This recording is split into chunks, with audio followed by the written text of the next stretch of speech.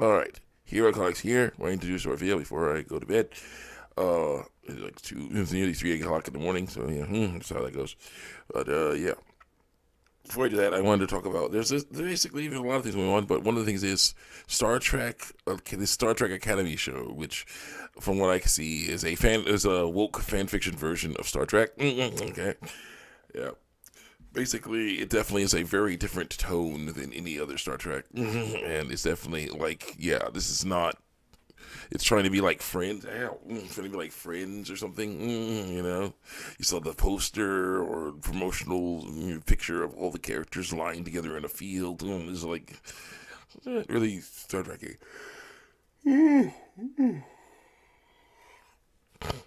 Some girl even said she swallowed her. She thinks he swallowed her comm badge, but how do you do that? The communicator is one thing because it's like you have it in your hand, but the comm badge you put it on your chest and you leave it there, and you like yeah. You touch it and then you communicate. You touch it again, it stops communicating, it turns it off. It's just different stuff. It's not right, and there's just so many things going on with that. A female Jim Hadar. There are no female Jim Hadar. Female Tosk, which is where the race Jim Hadar came from, were made from, but no female Jim Hadar. It was, yeah, everybody was just, it was just so weird. So many weird things going on with that show. What looks of it. And then Robert Picardo, of all people, trying to defend it, saying that Star Trek's always been woke. Not quite true. I like Robert Picardo a lot. He's great, but Star Trek has not always been woke. Has always been woke like these shows and movies and games are now. All right, because basically the main issue. I was thinking about this. That's why I want to make this little video. The main thing with Star Trek is that they are based on woke. Basically, it is based on real life events. Now, a lot of woke things are based on real life events too. But here's the difference. With Star Trek, they acknowledge that things aren't perfect. With woke, it's a different story. They're like, this is if you do things like us, then you're perfect. That's how it works with woke. The main thing should be like, who cares? What anyone says. Should hold hands and sing kumbaya. If you do things right, there's a conform. Things like that. Conform and do things. Let people do whatever they want. But yeah, we all can hold hands and sing kumbaya. Despite that, I'm like, no, that's not how things actually work. There's gonna be issues. Right. Basically, Star Trek 6 was had a story based on what happened at Chernobyl in Russia. Okay, basically, when the Chernobyl plant, nuclear power plant, exploded, basically, that caused a lot of problems. Caused a lot of people to have to, deal with some stuff there. People have to work together to try to contain that stuff because that's so nasty. Praxis was the Klingon version of that. And they said, like, okay, they've been at war for Klingons after Praxis exploded, and it's basically fragments started messing around with the Klingon homeworld, causing all kinds of problems for that homeworld. It's like, okay, here's the deal. Spock said, here's the deal, basically. The Klingons with their chancellor, decided they want you to basically started working on peace talks here. Develop a peace treaty, because they basically their home planet is being messed up by the destruction of that moon that basically was their main dilithium mining facility, and basically it's causing all kinds of horrible things to happen to the Klingon people. So it's like, yeah, without help, they'll die. They'll have all kinds of problems. They'll die. So they decided, okay, we're going to stop warring against the Federation now, because we need help, and they can help us. Some people are like, no. Some people, of course, were like, no, we don't like that. Both sides were like, no, we don't like that stuff. Including Captain Kirk. It's just like, yeah, there's a lot of things going on there, and he has some personal issues with that because his son was killed by Klingons and stuff. So it's like, yeah, I can understand him being like, yeah, not wanting to have anything to do with this. But he did it anyway. That's the issue. He has every reason to be like, I don't like this stuff, but for the greater good, I will put aside my personal feelings and I will do this. then stuff goes wrong, of course, and they have to deal with all kinds of other stuff. And there's conspiracy stuff happening, and but they figured it out, and they actually helped broker peace and stuff. It's great. So yeah, but then there's another episode. There's another Star Trek. One thing of Star Trek I want to talk about. But still, again, there's still issues with everything. Still going to be animosity on both sides. Still, they acknowledge that humans are not perfect and humans have to deal with all kinds of stuff. Their personal feelings have issues, but you have to put those aside. Woke does not like that. Woke is all about personal feelings. So yeah, that's the issue with that. But yeah, another Star Trek thing from Star Trek Next Generation was you have the Cardassian, the Federation Cardassian Wars. Okay, and they've been having trouble together with each other. But yeah, and Miles O'Brien was dealing with those wars. He was a soldier in that war, and basically but they had figured out a peace treaty. Okay, and they were hanging out. They're having a peace treaty, and they hung out with they basically ran into a ship with the guy that would eventually play Gul Dukat, playing a Cardassian, maybe it's a relation to his or whatever. And he's like, look, he's like, basically, they're like, they have to work together because basically, he's like a rogue Federation ship is in Cardassian territory, shooting at our ships, destroying our ships. What the heck is this about? So basically, the Picard and everybody else on there is trying to help these Cardassians stop this rogue Federation ship from messing up a bunch of Cardassians, and killing more Cardassians and stuff. Threatening the peace treaty and whatnot. So yeah, they're actually forced to work together. They've been in war with each other, and there's two of the Cardassians that came with the guy that played Gul Dukat were hanging out with O'Brien in the turbo lift, and he's like, yeah, the guy's like, excuse me, human, we have heard that you have a place called 10 Forward. We have a place that has 10 Forward. That is a dining establishment. Would you like to join us there? And he's like, no. O'Brien says something that you would not say in a woke show. He says, listen here, Cardassian, basically. Yeah, when I'm ordered to work with you, I will work with you, but my free time is my own. I can choose what I want to do with that. And then he leaves. And it's like, okay.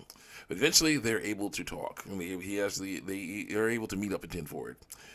And he's able to talk to him, and he's like, they bake him over, and he finally comes over, and he's like saying, they start a conversation. Now the conversation goes like this, basically. Yeah, the Cardassian guy's like, so you hate us? Do you hate us? Human? He's like, not. It's more complicated than that. I'm like, what do you mean? And he's like, well, there was an incident. I don't know. I don't remember the names and things like that. But I can tell you the basic story. He's like, there was an incident. There was an Cardassian attack on the Federation outpost. The Federation outpost a few years ago. He says the outpost, and the guy's like, oh yes, so that outpost. The Cardassian's like, there was a mistake. We thought that was a military installation. We were ordered to go there and to destroy it.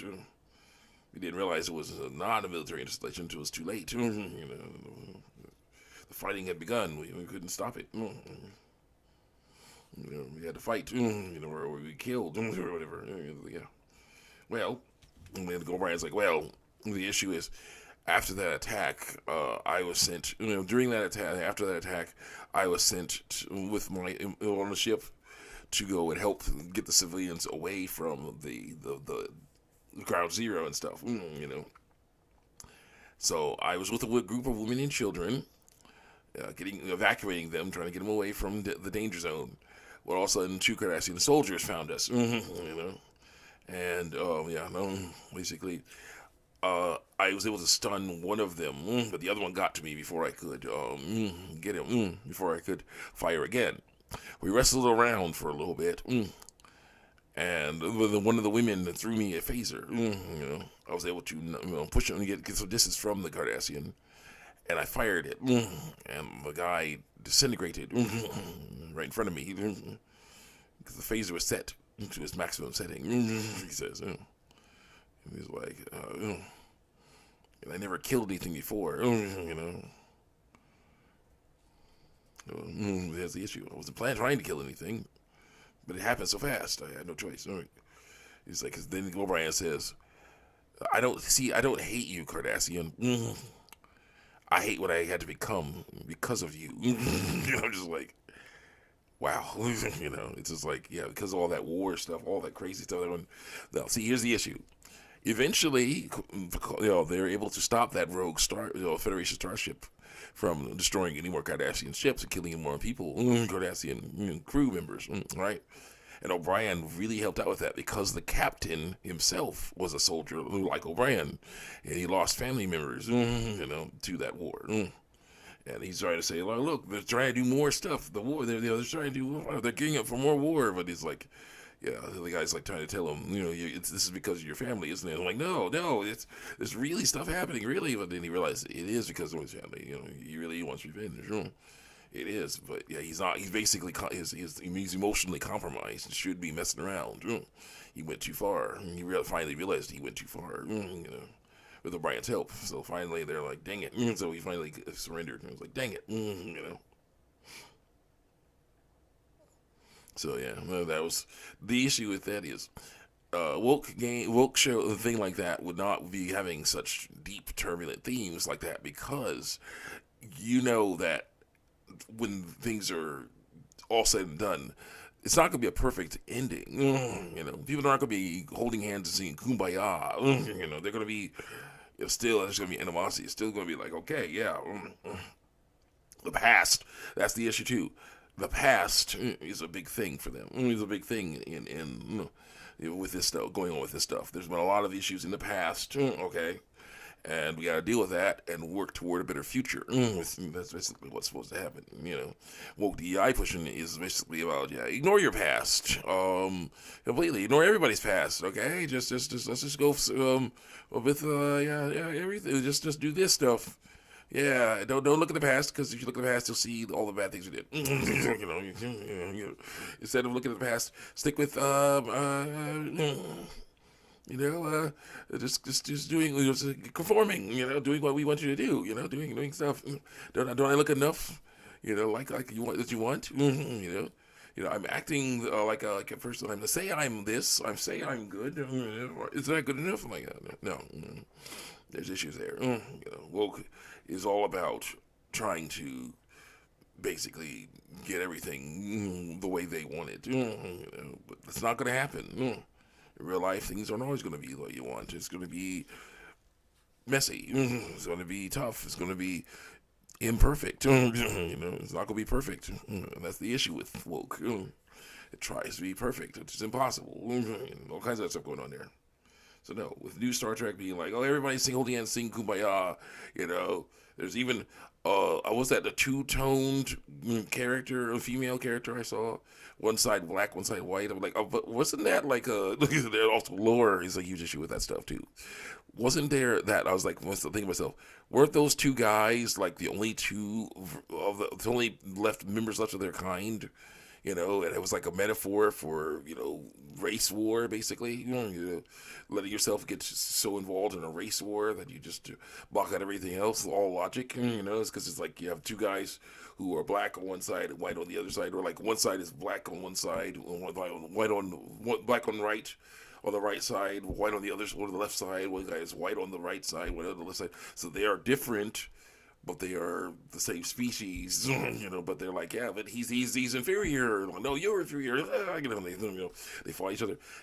Why would you have one of those things? Why? How could there be one of those things there if they were the last two of their kind? And it was used as a metaphor for racial war and whatnot, race war and whatnot. Canon is a huge issue, and of course the Jem'Hadar thing.